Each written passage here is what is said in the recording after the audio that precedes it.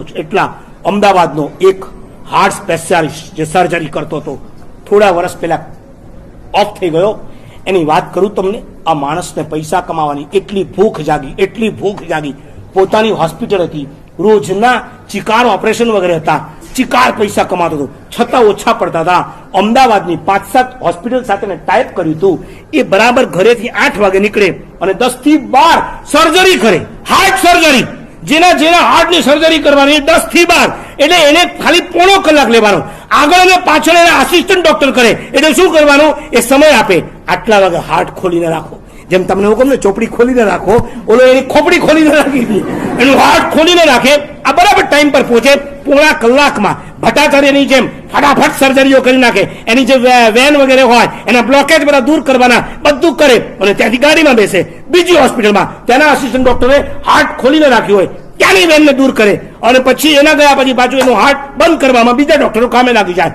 દિવસના 12 ઓપરેશન કરતો, પોણા કલાકના 12 ઓપરેશન. અને એમાં એક દિવસ એને પોતાને એટેક આવ્યો. ચાલુ ગાડીમાં પોતે પોતાની હોસ્પિટલ જઈ રહ્યો હતો, 8 વાગે તૈયાર થઈને 8:15 ગાડી સ્ટાર્ટ થઈને એને ચાલુ ગાડીમાં એટેક આવ્યો.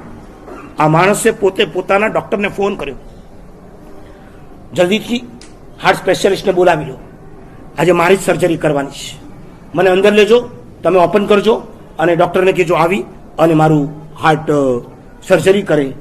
તમે નહીં માનો, આ માણસ જ્યારે ઓપરેશનમાં થિયેટરમાં ગયો, સૂતો, જિંદગીમાં ક્યારે ઉઠ્યો જ નહીં.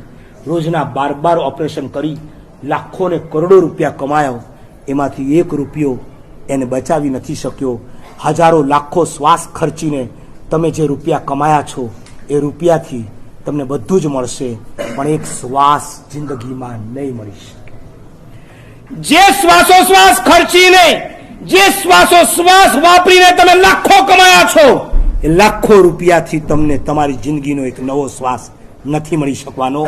આજે નહીં તો કાલે મારી વાત યાદ રાખજો. જિંદગીમાં પૈસાની પાછળ એટલા ના દોડતા કે તમારું કુટુંબ પણ ભૂલાઈ જાય, તમારો ધર્મ પણ ભૂલાઈ જાય, તમારું જીવન પણ ભૂલાઈ જાય અને તમારી શાંતિ પણ ખતમ થઈ જાય. નંબર 2, જે માણસ પૈસાની પાછળ દોડે છે, એમ નંબર 2 માણસ પ્રશંસા અને પ્રસિદ્ધિની માટે પણ દોડતો હોય છે. આજે નહીં, જરાક સમાજની અંદર તમે આગળ આવશો ને પછી તમને આના ચસ્કા જાગશે. હમણાં તમારી ઈચ્છા હશે money is a power, money કમાઓ.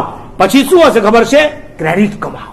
Credit જોઈએ, રૂપિયા ચીકારે પણ ક્રેડિટ ન હોય તો શું કામની. પછી તમને ક્રેડિટ કમાવાના અભરખા જાગશે. સાચું બોલો.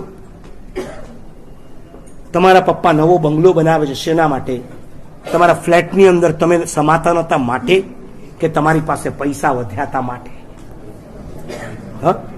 ફ્લેટમાં 4 થી 5 જણા આરામથી રહી શકતા હતા, છતાં પાલડીનો ફ્લેટ છોડી પ્રહલાદનગર, બોપલ કે આંબલીમાં જઈને તમારા પપ્પા જો મોટી જગ્યા લઈને મોટો બંગલો બનાવતા હોય, એની પાછળ શું કારણ? પૈસો વધ્યો છે માટે નહીં, દુનિયાને બતાડવું છે કે મારી પાસે પૈસો છે. લોકો તમારી પ્રશંસા કરે, લોકો તમારી વાહ કરે, કારણ કે જ્યાં સુધી પ્રશંસા મળતી નથી ને ત્યાં સુધી એ પૈસાનો આનંદ પણ આવતો